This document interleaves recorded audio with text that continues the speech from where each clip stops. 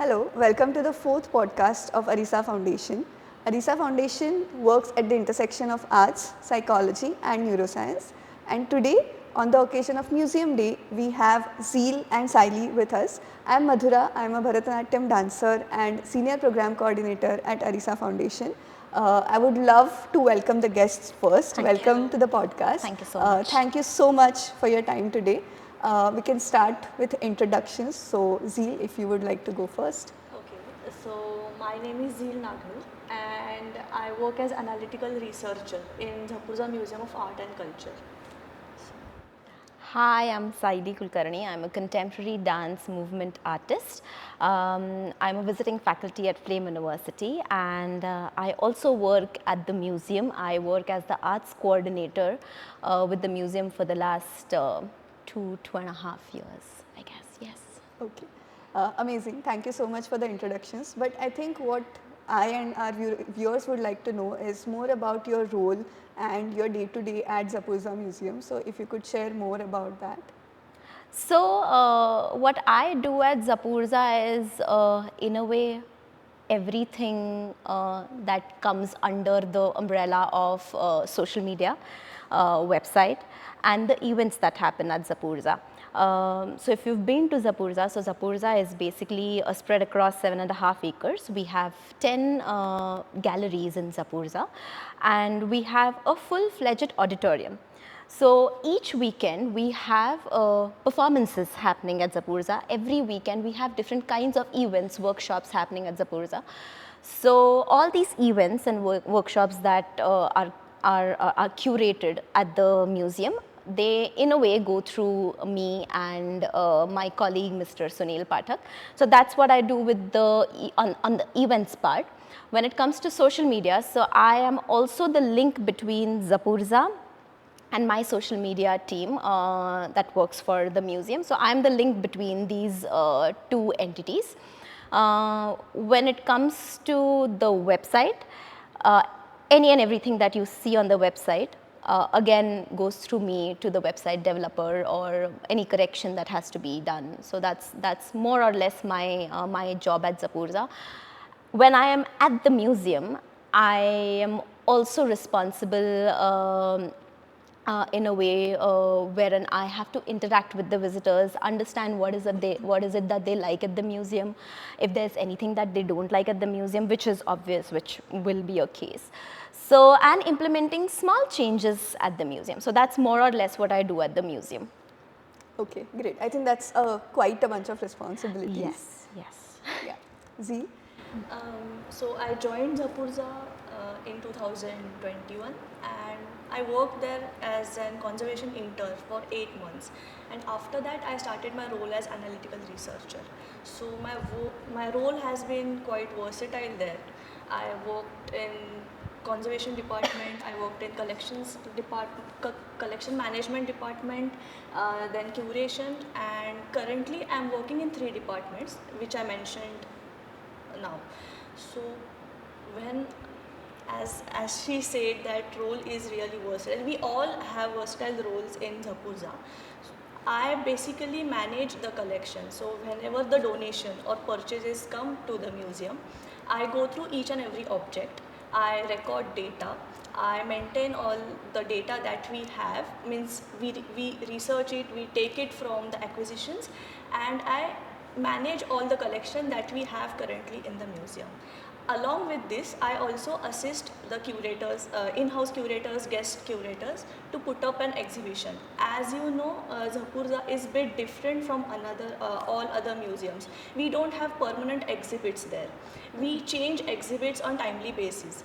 So each and every exhibition needs to have theme, a storyline. So I work in that theme and storyline along with the curators, right from the inception to the execution of the exhibitions. So that's role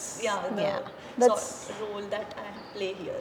That's super interesting. I think that's a different type of a storyteller that I have not come across before this. So thank you so much for that. I think both these responsibilities, they sound very different from what we see in the kind of jobs that we have. So I think what I would like to know is, where did it all begin? Where did the interest for museums and this kind of work? Where did it all start?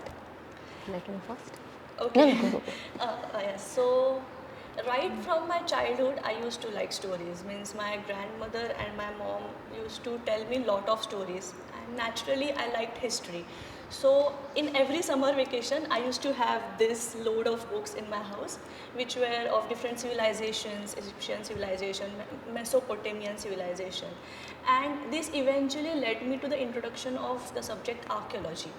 Okay. So I did my master's in archaeology actually, and archaeology was the place where I got introduced to the museums.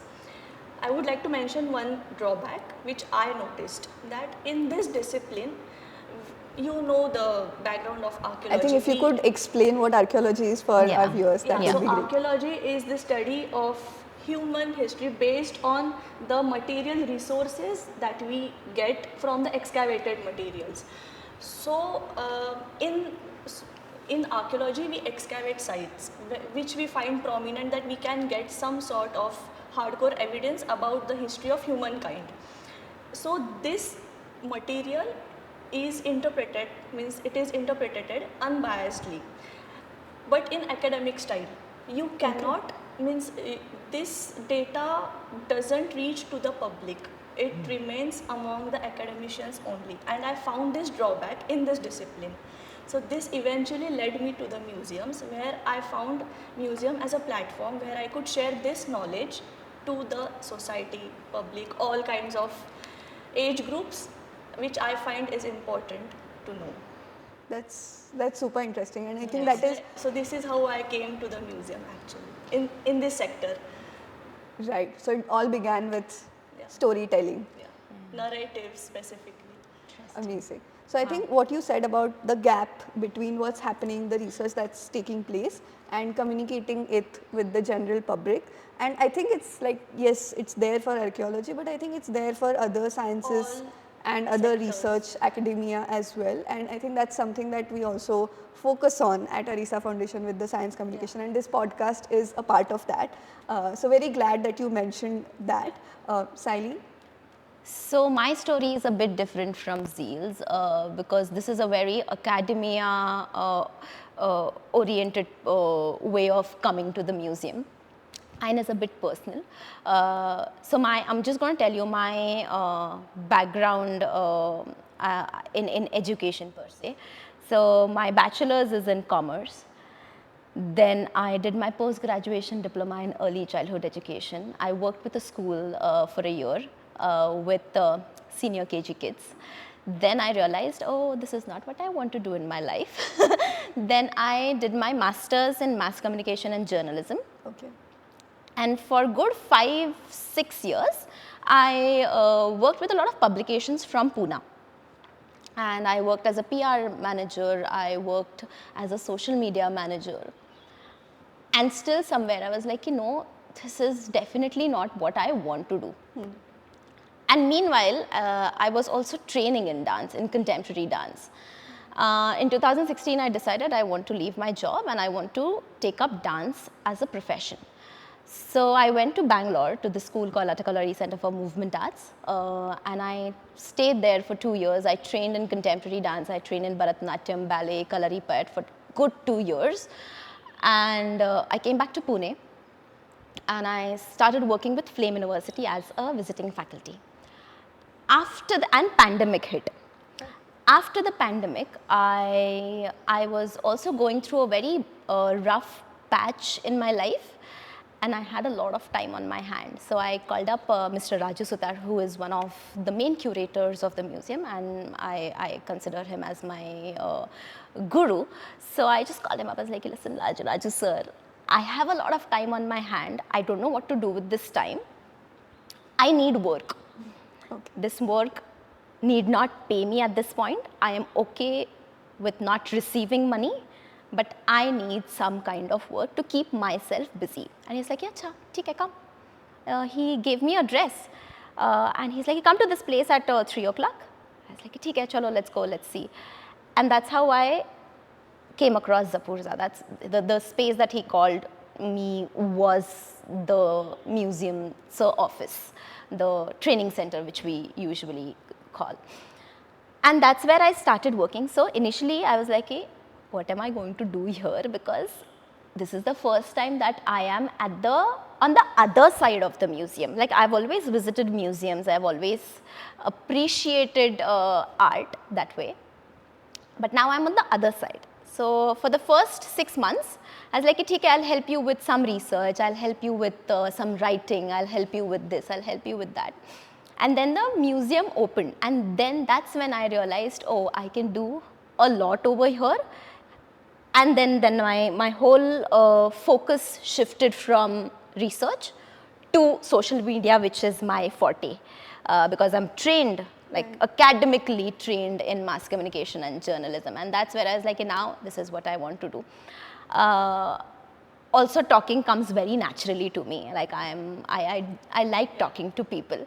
So I was like, okay, I will also do events.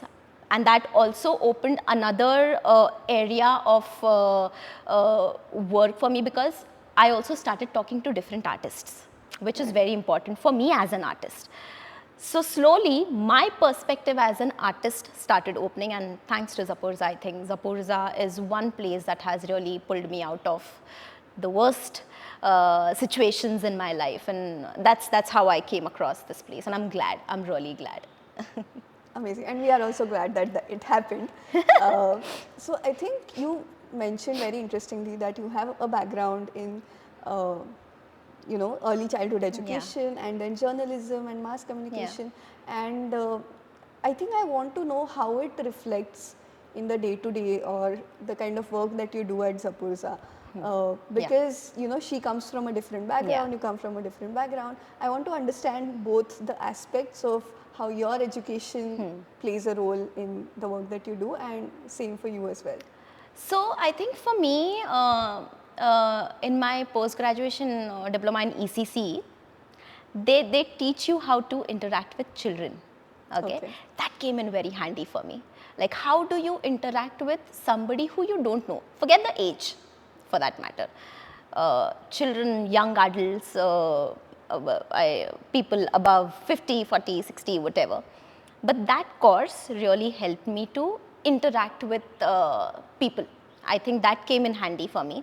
With my mass communication and journalism, I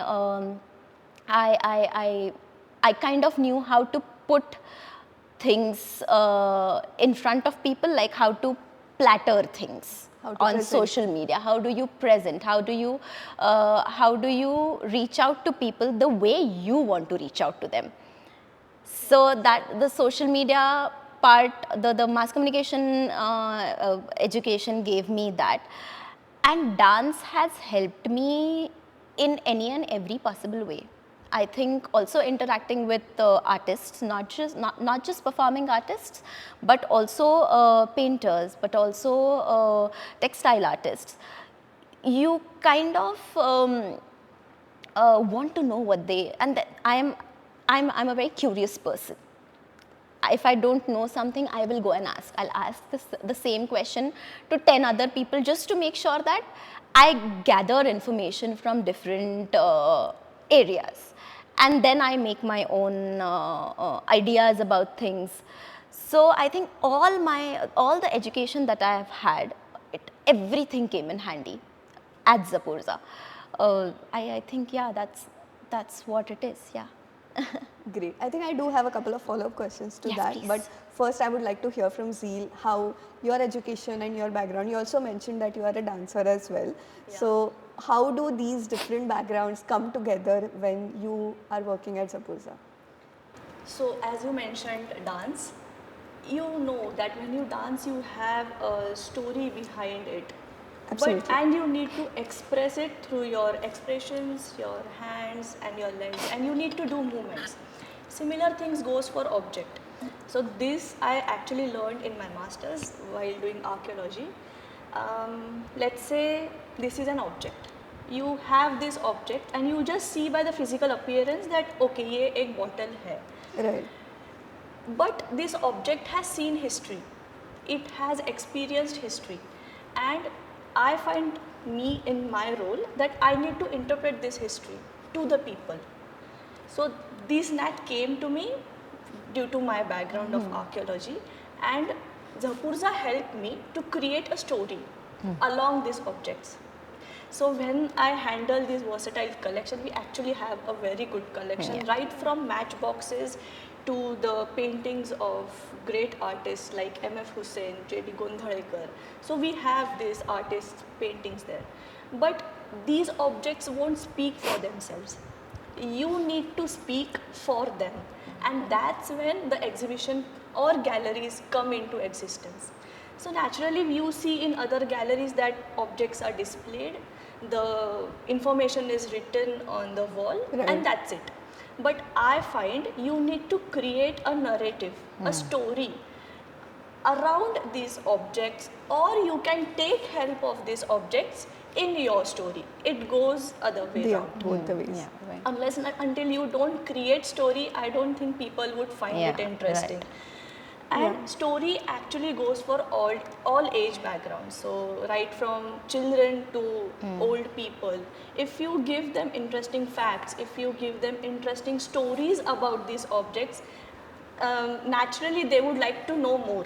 So when we say that we want our culture to be represented, we want our culture to be passed on through generations, you need to find some mediums for that. It is not going to म्हणजे आपसुकच ते नाही जाणार आहे.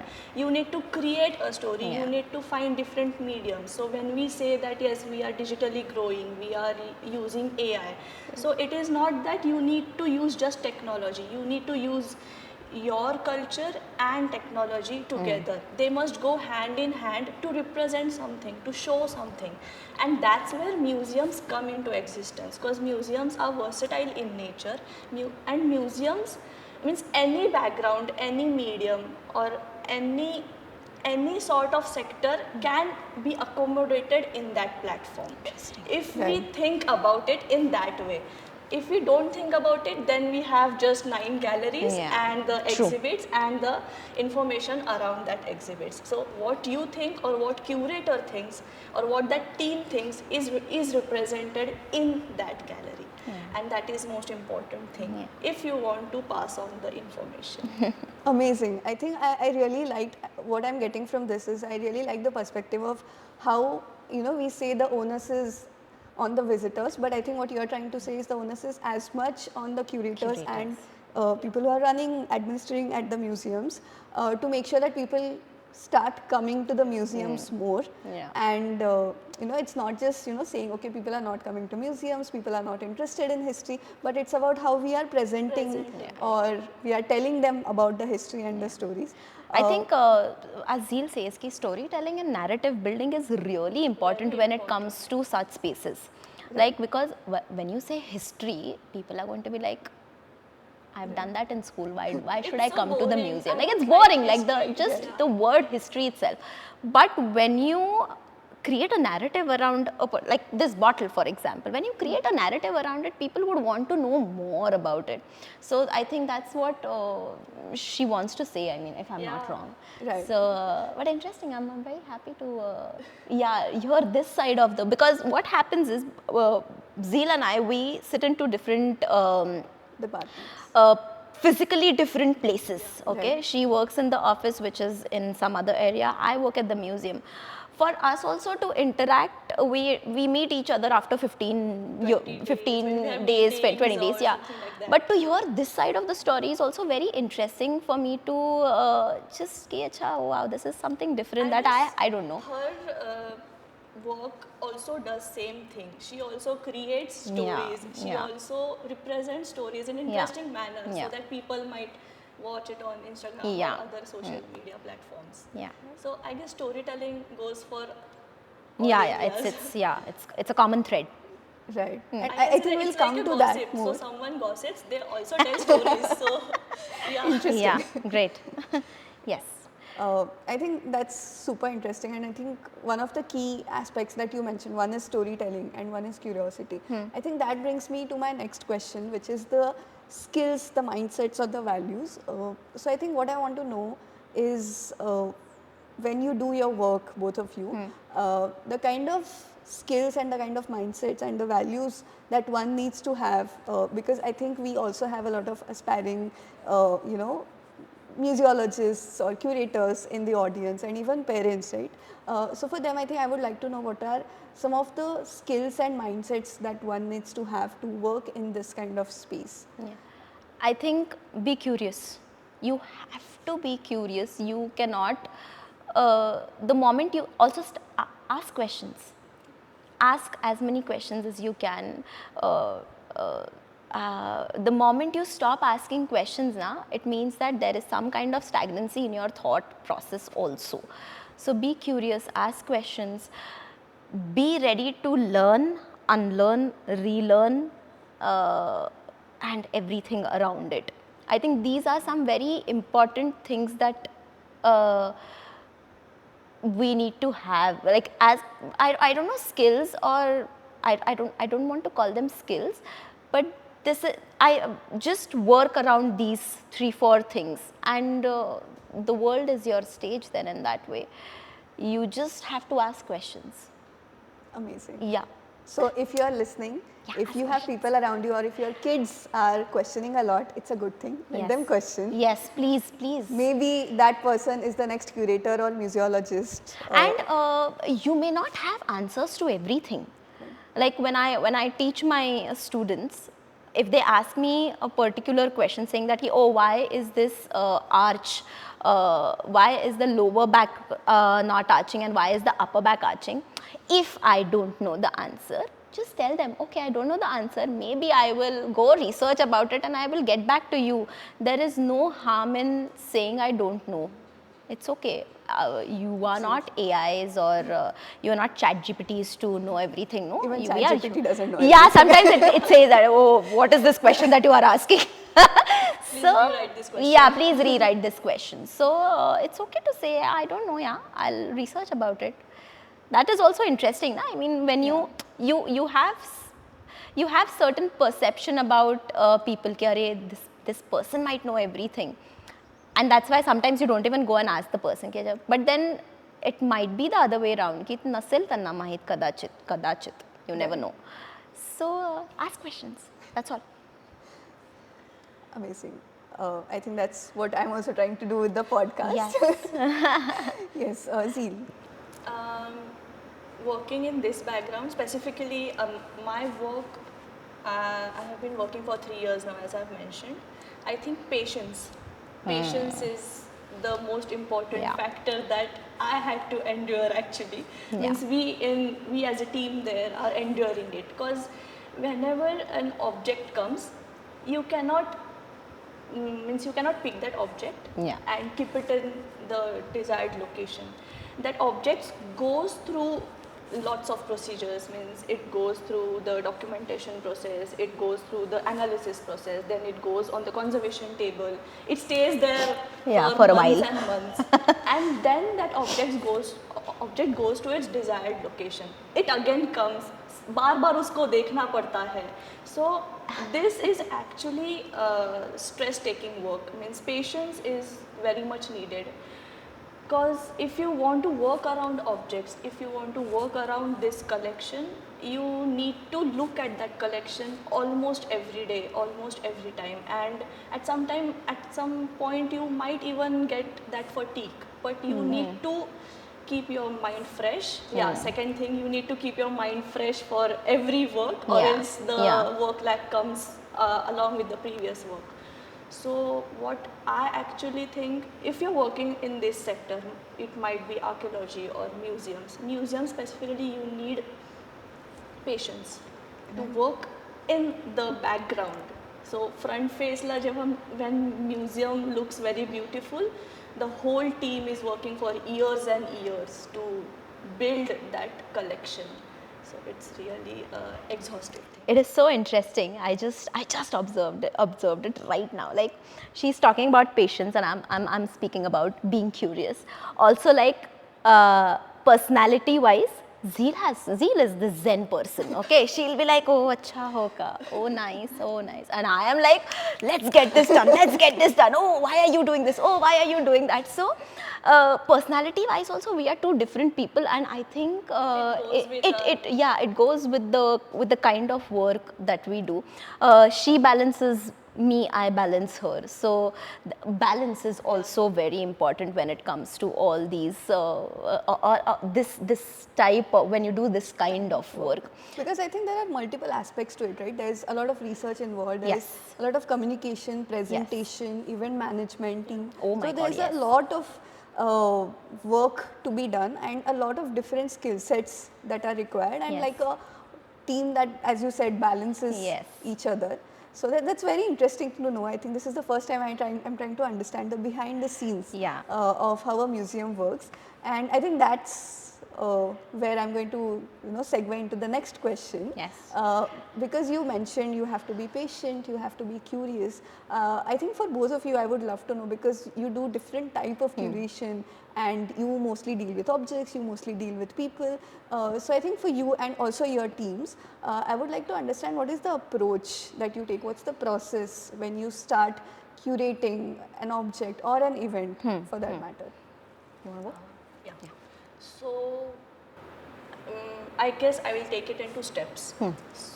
A curator comes, and curator has this idea in his mind that what he wants to do. So, a small idea that I would like to work around XYZ theme. The whole team, right from conservators, curator, assistant curators, researchers, along with the smaller team who involve in packaging, who involve in assisting us. These all have brainstorming sessions. They sit together, the curator discusses his ideas, what he wants in the end result. We actually have lot of brainstorming ideas. We sit for hours and continuously. So when I say that we need to have fresh mind, you need to have fresh mind for this thing. Because if you don't have fresh mind, you won't be creative in your process. So when he gives us the idea, we research around that theme. We collect data, we go through the collection, that what kind of objects can go hand in hand with this theme. So this is an exhaustive process that goes for around 2 to 3 months. And when you get some rough data, rough collection of objects, these all goes to the curator. He decides that what goes, what doesn't go. And when he decides something, then we come to the part of content creation. So the data that is collected, it goes, means you need to beautify it, right? So you cannot write it in a way that you have collected. You need to beautify it. You need Simplify it to also. simplify it, make it bilingual. That is the exhaustive Yeah, process. most exhausting, I think. Translations is like your eyes just pop out. So Oh, speaking from the heart. So our team actually consists of 2-3 people who work in Marathi and who work in English. So some people are good in writing in English, some are good writing in Marathi, and you need to translate it. So that is also a big thing. And when this everything happens, then conservator comes into the picture. She is one of the most important part, means not one of the most, the important part of the department, because if objects are in good condition, then only they will go in display. So all this collection is shown to her. She gives her analysis, her report, and then the final set of data and objects come. They are sent to the museum, and it takes almost 4 to 5 days to put up an exhibition, and that's how exhibition comes. So on an average, you need 4 to 5 months minimum to set up one exhibition with the team of 5 to 6 people at least. And in this between, we need to coordinate with social media so that we can have good set of people or interesting Traction, basically. Yeah. So if it goes on social media, the people who like this topic or who like this theme, they understand, and in advance they are notified about the exhibition. Right. So I guess none of the teams or departments work individually. All the departments need to work hand in hand, or else chaos gets created. And before the exhibition, I don't think anyone sleeps. Yeah. Oh my God, No one yes. sleeps. We just work our asses off till 12, Yeah. 1. Yeah, I remember 19th May 2020. Oh my God. Oh, 2022, the opening of the museum. We were at the museum. You know where the museum is, okay? So we were at the museum. For people who don't know, the museum is at the banks of Khadakwasla Dam, and it's a little far from the city, but very beautiful. It's a very beautiful place. Please come. So just a small, yeah. So we were at the museum till 3 a.m. in the morning, and the opening was supposed to happen at 9 a.m. The same day. So up until 3 o'clock in the morning, we were hanging these paintings, we were placing those sculptures, objects. Imagine even Mrs. Gadgil. So Mr. Ajit Gadgil owns the museum. Mrs. Ajit Gadgil, she was around putting labels. Like chaos, because obviously that was our first time. And because the museum does not run as a corporate space, and we are a family, like actually family. So we worked up until 3 a.m., happily went home, happily came back at 8 a.m. With sore eyes. Yeah, dressed up and all. And we were like, yo, opening day. So that's how the work happens at the museum. Like it's as she said, like all departments are interlinked. You cannot work in isolation at a museum. Like you cannot work in isolation as a department. Amazing. So, yeah. I think the next time I visit a museum for an exhibit, I'm just going to be very grateful for the kind of work that goes in. And I think all of you, the next time you go visit a museum, please try to understand all the behind the scenes, all the work that goes into just the couple of paintings that you see, or just the couple of sculptures that you see. It's a work of a lot of days, a lot of months. Yes. So thank you so much for sharing that. I think our audience and us as well will be able to appreciate it more from now on. I think Sayli, she talked about the objects and the curation of the exhibits. Now when it comes to events, what we do is, so we have events on every weekend. So we have performances at the auditorium each and every weekend. So what my colleague Mr. Sunil Pathak, who is also the head of the campus, so what we do is we prepare the next month ka calendar a month in advance. Okay. So and then we have these 4 or 5 umbrella topics when we need to cover. So say for example, we need to make sure that there is a dance performance, we need to make sure that there is a music performance, theatre performance, and maybe maybe a performance for children or young adults or whatsoever. So we identify these 4 things for 4 weekends, and then we start looking for artists. Now when we start looking for artists, what we do is we try to give chance to upcoming artists, because what happens is not many upcoming artists get a stage to perform. And because I being an artist, I know it as a matter of fact, because people will not give you space for free, nowhere, anywhere in the world, ever. So what we as the artist is, we will give you some kind of remuneration, which will not be much, but we will give you the space for free. Come here, do your performance, take feedback from people.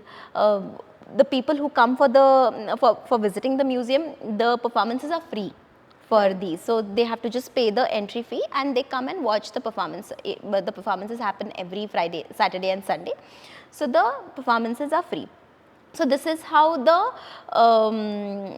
weekend events are curated in a way.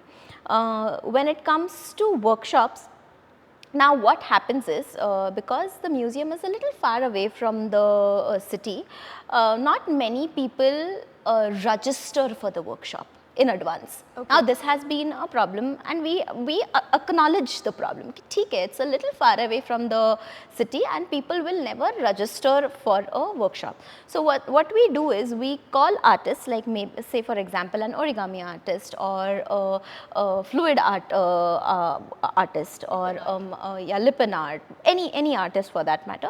We tell them, okay, you come over the weekend, we will do all the marketing for you on social media, but let's not keep registrations in advance. Okay, let people come into the museum But because when they come into the museum, when they see all these things happening at the museum, or when people walk in, they do it. They like to do all these different kinds of activities.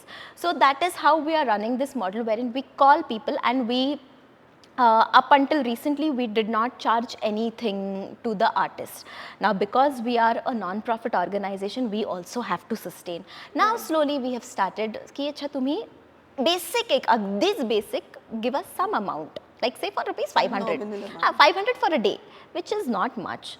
So, and artists also happily give that money, because they are like, okay, for the last 2 years, we have been coming here and we've been doing all these things. Now we will contribute to the museum. So that is also a sense of shared responsibility that they have. Now, like they're like, acha, this is my place, so I also want to contribute something.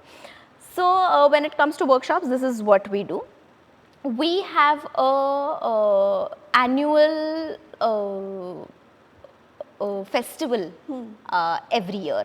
So May, 19th May is our, this 19th May is our second anniversary. So around the second and third weekend of May, we have a festival celebrating Zapurza. So this year also what we are doing is, we are having multiple performances at the auditorium, and we are having multiple workshops around the museum.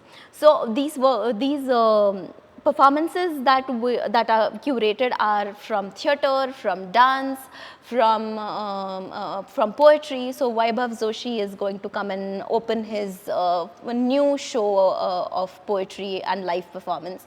This time we are collaborating with Nadroop. Nadroop is basically a dance organization run by Shama Bhate. So the collaboration is in such way that we have selected 9 dancers, and these dancers, they will choose 9 different paintings from the museum, and these dancers will interpret these paintings through their movement vocabulary. So we've given 5 to 7 minutes to each dancer, and these dancers will take up whatever painting that they connect to, and they will be presenting their solos or duets or whatever the dancers decide. And this will happen on the 18th of May, which is the World Museum Day. On 11th and 12th, 11th we have Rishikesh Joshi, who is a known theatre and television artist. So he is going to open one of his shows into the auditorium. 12th May, again we have this beautiful Odissi dancer from Bombay. So we want to collaborate with different artists, and not just from Pune. We want to collaborate with artists from different parts of the country. Last year we have artists coming in from Delhi, from Kolkata, from Gujarat, from Rajasthan. So the whole idea is to bring this community together to this beautiful space that Mr. Ajit Kadkar has created. So that's how we curate our events and workshops and anything that happens in the museum. Okay, amazing. I think that was going to be my next question, because from what I understand from the visit, most of the artifacts are related to Maharashtrian culture and Maharashtrian history. Yes. But are you also open to artists from other places? And another, I think, follow-up question to what you just explained, the process of curation. What I wanted to understand is there a vision that the museum runs with? Because artists, the kind of work that they do, the kind of theme of the production or the topic that they are addressing in the production, is that also something that you consider and also align it with the vision of the organization or the museum? I feel when it comes to the performances, especially that happen at the museum, because it's an art space, it's open for all kinds of work, and sometimes the work that some artists they get, it might not be in line with the Maharashtrian culture per se. Right. But most of our performing arts is some or the other way, we speak about our culture, we speak about our heritage, like especially when it comes to dance. there is a lot of mythology that comes in with dance, with theatre also. I don't know, you've been to the first gallery, which is a very contemporary gallery.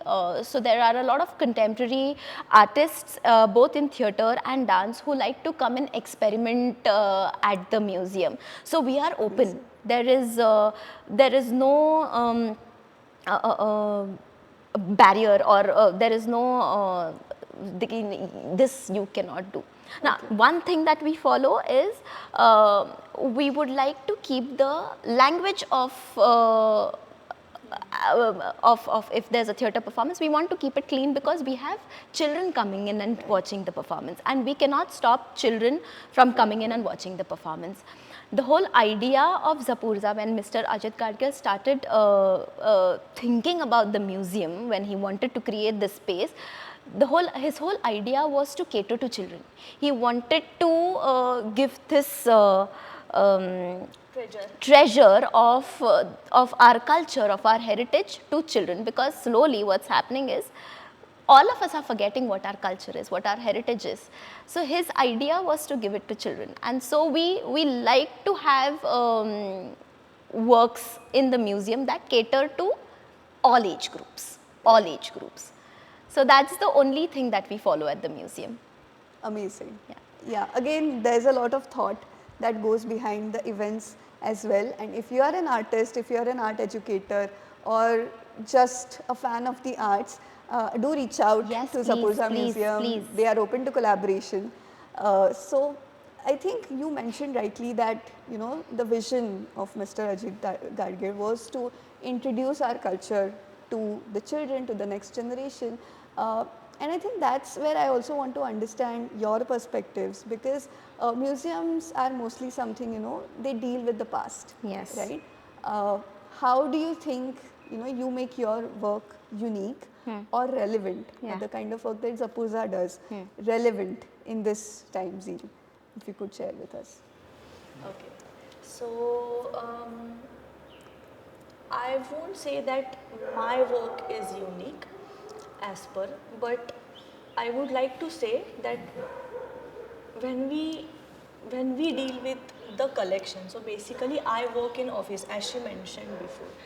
I work in the training center where we have kept the collection. So walking around that collection, taking information about that collection, I can say that taking information of the collection from the donors that we get. It is a story. So we collect that story, we try to interpret that story, and all this work actually goes around the collection that we have. So that is what my work specifically deals with. So what would you say is the relevance of the work that you do and Zapurza does in that space? How is that relevant in today's time? So let's take an example of vidi. We say, what do we say vidi in English? Like something that you use to cut vegetables. Cut vegetables, yeah. So I don't think today's generation uses that. Yeah. Right. We have mixers, we have electronic machines to do that. Currently, we almost have a big collection of vidi, which has beautiful motifs of different animals, different flowers, different all sort of motifs on that vidi. So can you imagine that the daily object which was used by the households has this beautiful decoration of motifs around it. So this is what our culture represents. So this culture should be propagated or passed on to the future generation. Today, in the age of minimalist, I would say rather, that we just look at the utility of that object. But let's say 50 years back or 60, 70 years back, people used to find art around that daily objects. So it's not just about that cutting machine. It might be the types of bowls we use, or the plates we have, or any kinds of utensils. These all utensils have beautiful decorations, which was meticulously done by the craftsmen. So this set of information, visual or the written information, should be passed on. And I guess that is important in this collection. When he collects something or when he tries to collect, he looks at these aspects. I guess I might say that. Or Right. So adding on to Zheel, I think what she is also trying to say over here is, obviously the museums, the objects at the museum are from the past.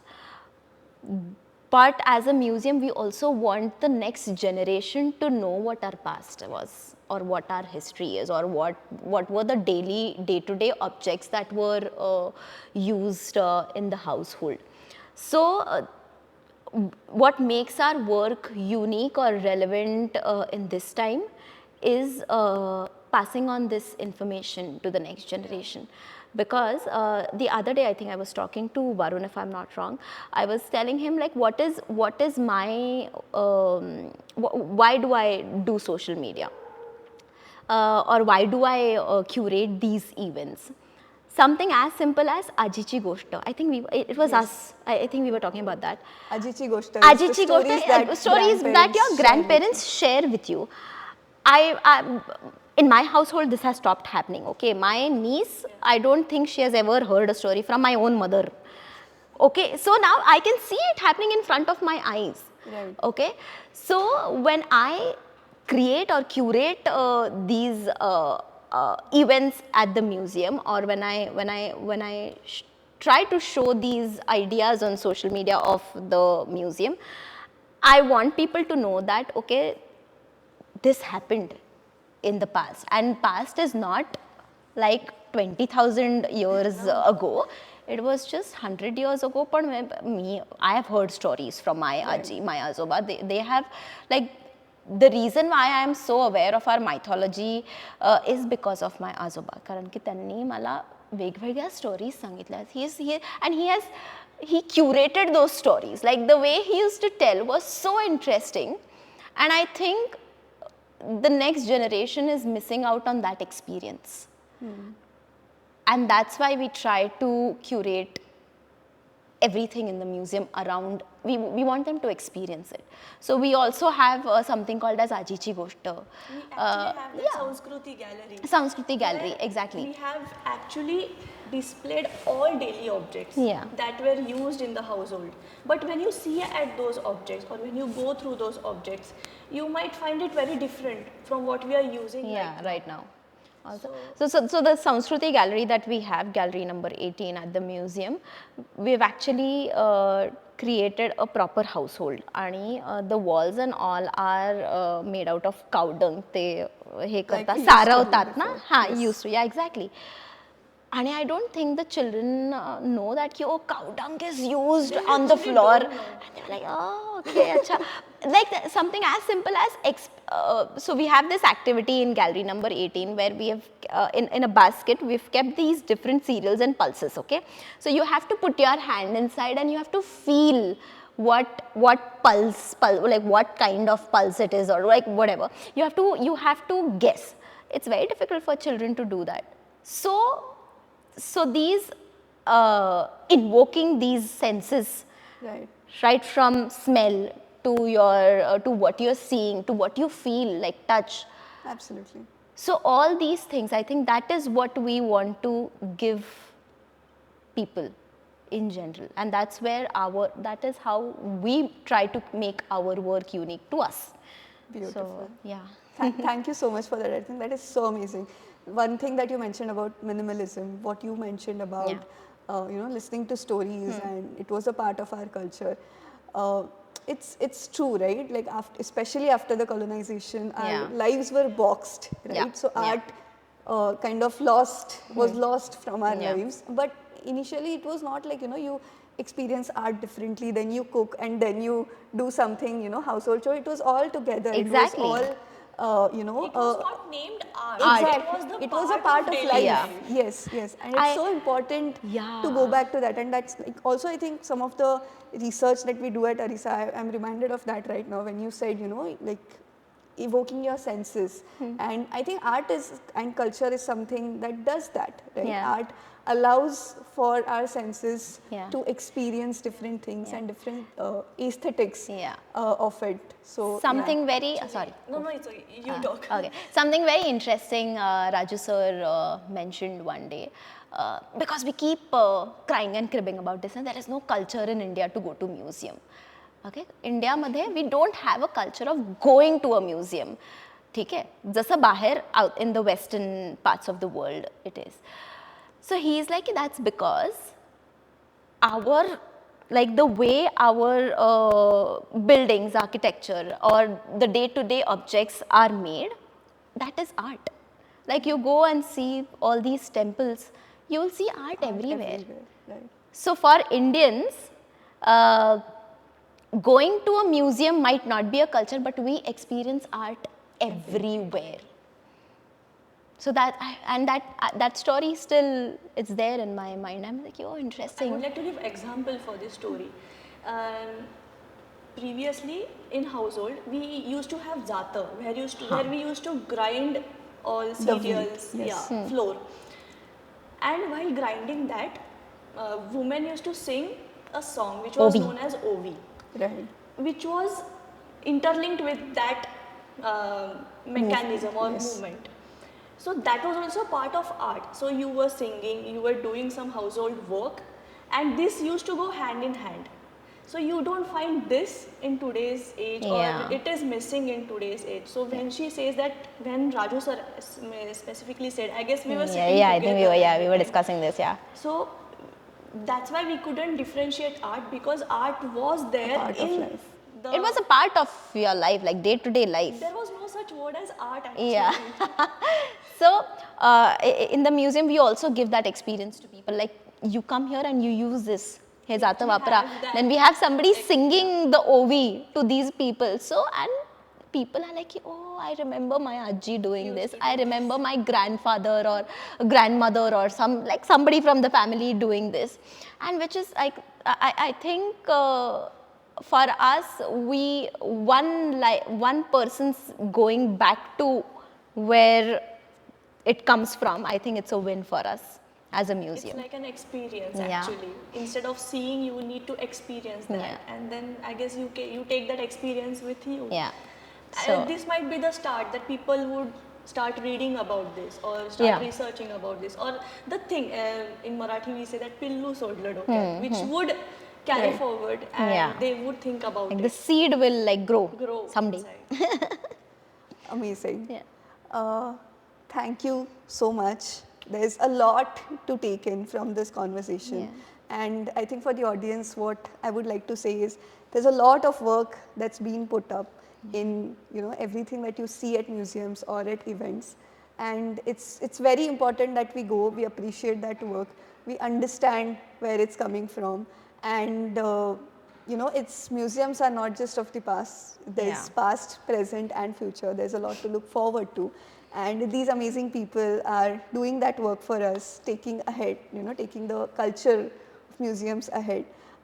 So thank you so much Yeah. for being here today. We learned a lot of things about not just the technicalities or not just the processes of what goes behind the scenes at museums, but what is the vision and what you obviously gave us something to look forward to. So thank you so much Thank you so for much your for time having today. us. Yeah, I'm just going to read out something. So today I was talking to one of the interns at the museum, and I was telling her, listen, I have to go record this podcast, and just like tell me what is museum for you. So her name is Sanika Joshi. She's an NID student, and she said a very beautiful thing. She said, museum is the only space that can enable change and evoke thought. And I think I would like to end it with that. And thank you so much for having us. I think it was a wonderful experience for both Zheel and I to speak. I don't think we've spoken. No, this is the first time that we are actually. Yeah, speaking I mean about. the whole experience has always been with us, but we've never spoken about it. So thank you so much for having us, and yeah, please guys, please visit visit Zapurza for sure. I mean, that's the first thing that you all need to do. But visit museums. There's a lot, as Madhura rightly said, there's a lot that goes behind it. And yeah, I think that will be nice if you all visit. Thank you so much. So, if you are still not convinced, maybe 18th May, the museum day is a sign for you to go visit any museum or maybe visit Zapurza Museum and enjoy the events that are happening there. Yes. Thank So you. we are celebrating our second anniversary. So please come. 18th May, World Museum Day. 19th May is our anniversary. There is a whole array of workshops, events, performances happening. So please come. If not to Zapurza, go to some museum. Appreciate art. You would actually have wholesome experience Yes, there. I agree. I agree. Thank you so much.